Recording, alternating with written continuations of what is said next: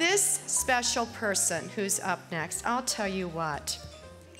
Norma Born says that her title, the title of her job today is called administrative assistant, but she and Bill Bombeck still call her job secretary. Norma was Erma Bombeck's secretary from 1980 to 1996, and before that, she was Ann Lander's secretary. I knew you'd say that, because that's exactly what I said. And then I started putting two and two together, and I thought, wow, what an interesting book that would make. No pressure. So, just the 3 pages we talked about. But when Norma moved to Phoenix, then Ann Landers recommended her for the job to Erma, and then she got that job. So she's holding things together. When Erma died, though, people would ask Norma, do you still have a job? And Norma wrote in an email to me, and we had a really wonderful email relationship. We're engaged in email land. But she said, honestly, Bill and I never talked about it. There was always something to do, and I just kept working. In addition to work with Bill's office requirements that include working with the University of Dayton on the workshop and the museum and the Erma Bombeck Memorial Fund and the National Kidney Foundation, Norma is also the keeper of the flame with Erma's archives. Norma says her 4 sons are her greatest accomplishment in her life, and she wrote in one of these wonderful emails, they have college degrees and gainful employment. They all speak to me and each other, and they come home when they can. What more could a mother ask for?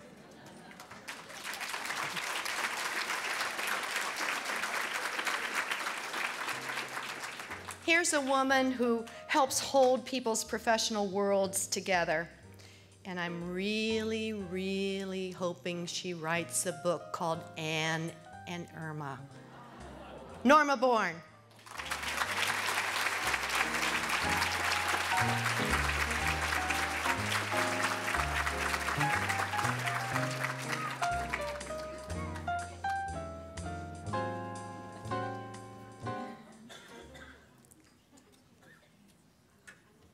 Okay, you've heard from the Bombecks. Now you get to hear from the help.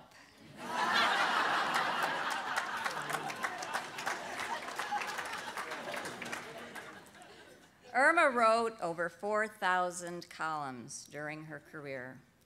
You can imagine what a daunting task it was for her editors to select 190 of them for the Forever Erma book, a collection of her best-loved writing that was published after her death.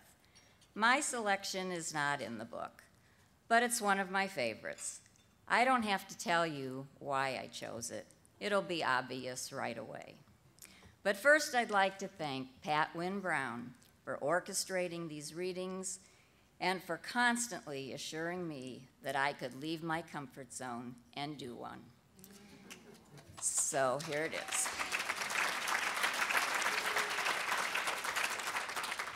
For the last couple of years, Manpower Inc. has conducted a poll among secretaries to pick the ideal boss. The results have been the same for a couple of years. Alda, Phil Donahue, President Reagan, Dan Rather, and myself. I can't figure out why I'm so far down on the list. It's surely not because of sexism. I make coffee for my secretary, Norma. I sharpen her pencils and laugh at all her jokes. And when a teacher calls and wants to talk with her, I tell the person she's not here. Frankly, if I weren't an equal opportunity employer, she wouldn't stand a chance working for another woman. She's beautiful and weighs 102 pounds. Who else would hire her? I have to admit, appreciation for secretaries has been a long time in coming. 9 to 5 should have reached the big screen and the small one long before this. So should a soft-cover book that came across my desk that's due to be published this month called Take a Letter Yourself by Kathy Matthews. It's clever and it's funny, especially if you're a secretary. Sprinkled throughout are office maxims. If you have your choice of seats on the bus, you're late for work. If there's a bug going around, you'll get it on Friday night. And the more copies of a given document, the less important it is. There's a practical section on activities that burn away extra calories. Typing something that was due yesterday, 30 calories. Putting the company president on hold, which somehow disconnects, 25. Riding 5 floors with the office Don Juan, 80 calories per minute. Riding 8 floors with him, 300 calories a minute. And 1 hour of work on the day before vacation, 900. As I told Norma, the mark of a successful boss is having the security to laugh at oneself. I used to be a secretary myself. I appreciate those little harmless jabs that make the boss look inept and ridiculous. I told her I bet I laughed more than Alan, Phil, President Ronald, or Dan. She took the book and began to leaf through it. Finally, she started to laugh. "This is very funny," she said. "Why aren't you as funny as Kathy Matthews?" That does it. I'm going to get the office closest to the bathroom if I have to be the last one to pick my vacation for the next 3 years. Well, Erma should have been #1 on Manpower's ideal boss list. I had been her secretary for 2 years when she wrote that column in 1982. I don't know if Kathy Matthews ever wrote another book. Erma went on to write 6 more bestsellers, all on her IBM Selectric typewriter. She didn't like computers. She liked to see her words on a white piece of paper, not on a screen. Plus, she insisted the computer just didn't write funny. Every page of every draft of every manuscript went from Erma's typewriter to mine. And every time she changed something, the entire page had to be retyped.